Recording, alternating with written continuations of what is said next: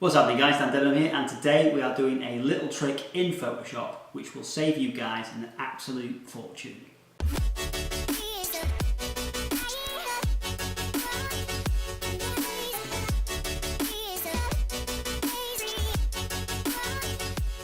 Welcome back guys, and yes, today we are going to make our own tilt-shift photo in Photoshop.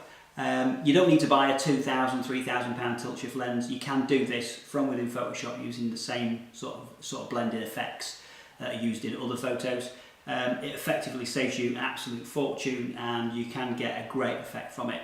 Tilt-shift photos best work when they're taken from a sort of elevated angle because, as you know, a tilt-shift photo is the miniaturization of what you're looking at of your subject, so everything looks really small and is on a really thin plane, and as such makes it look like you've got little model figures, etc. And that works best if it's done from an angle above, because that's where you would naturally be looking at a model if you were observing one in a model show, or if you were looking at something that was miniaturized, you'd be looking at it from above. So with that in mind, we select our photo and then we go from there and we start doing the tilt shift effect in Photoshop. So let's get in there and have a look right now. Okay, so we've got our photo in Photoshop and we're looking at it, and we can see we've got a nice scene here from a cafe in America. This one I believe is in New York. So basically what we need to do is we need to go down to our background, channel layers, etc, and we get our background and we duplicate it. And the reason we do that duplication is because this is a destructive edit. So once you've made the edit, there is no going back to the original image. So to save ourselves from destroying the original image, we'll create a copy of it and we'll work off that copy. So in that, we then hide the background image, and we've got the background copy, so let's just rename that to tilt shift.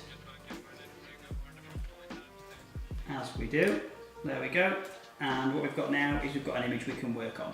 At this point here, we need to just right click on that image, and we just need to make sure that it is basically not a smart object. Couldn't get my words out there for a second.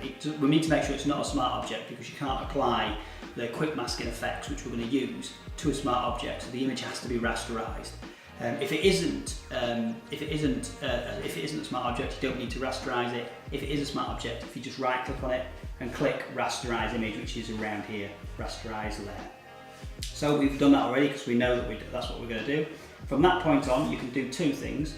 You can go down here to this bottom corner here, and you can see if I hover over that, it says edit in quick mask mode, or you can just press the Q key on your keyboard and that will bring up quick mask in the top of the bar at the top of the screen. It'll say quick mask, whatever your image name is, etc. From that point on there, what we can do is click on the gradient tool. As you can see, we've got our gradient tool clicked. We can double click in here and we can see that our gradient editor has the right settings that we need. It wants to be a white to black to white. So you've got 100 white, 100 black, 100 white, and it goes up in gradient 1 to 100%, 100% to 1%, to 0%, sorry.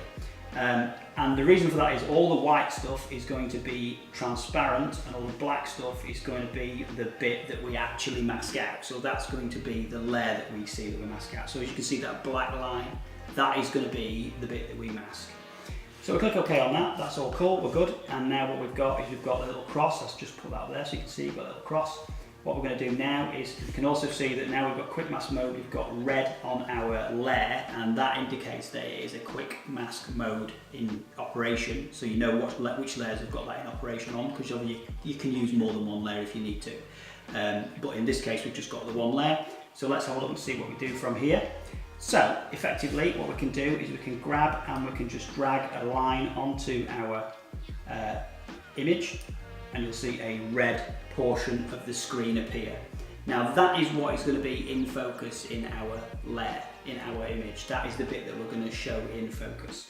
So you can keep doing that and you can just keep making the same settings, and obviously it starts from the beginning of where you want it to be. So we can say, right, okay, I want this bit here to be in focus. So we can just get our image in the right setting.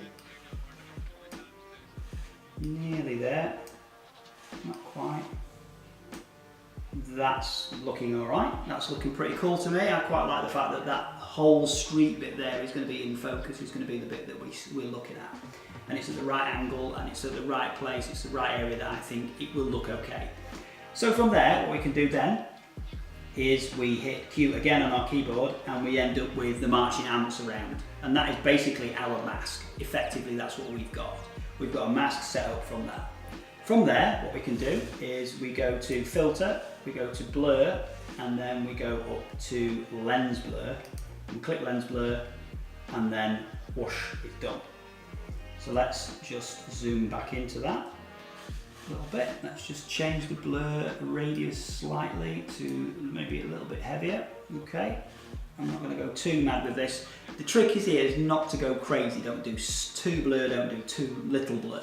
Just keep fiddling with it, just tiny little changes here and there, just to make sure that it looks exactly how you think it should look. So with this instance, I'm quite happy with that, so we're going to go with that there, and then I'm going to deselect it, and effectively that's what we've got. Now we're not quite finished yet, because we need to make it look more model-like, and typically models, because they're tiny, the colours on them are very, very, very vibrant. They're enamel paints, etc, etc, and they basically have a very, very, very bright exterior. So to do that, what we're going to do is we're going to go up to image, and we're going to go to adjustments, hue and saturation. We're going to just drag this to here like that, and then I'm going to just pull the saturation up a little bit, just to give it that little bit more of a look about models, like so. Click OK on that, and then there you have it. Basically, you've got yourself a tilt-shift model that looks like it is tiny little miniatures of the same image. I'll just click off this this tilt shift that we've done so you can see the original image. As you can see, if I click on it, everything looks tiny. It's a fantastic effect, absolutely brilliant, and it's very, very easy to do, and it's very, very effective. It just gives that little bit of more of an edge to some of the photos, but it also means you don't have to spend £2 grand or £3 grand on a tilt shift lens, and you don't need to have specialist equipment, etc. to get the same effect. So basically that is it. If you did like this tutorial and you thought it was useful and you think you can make use of it, please do like and subscribe below. Please do like and subscribe below, wherever that is, and I will see you guys next week.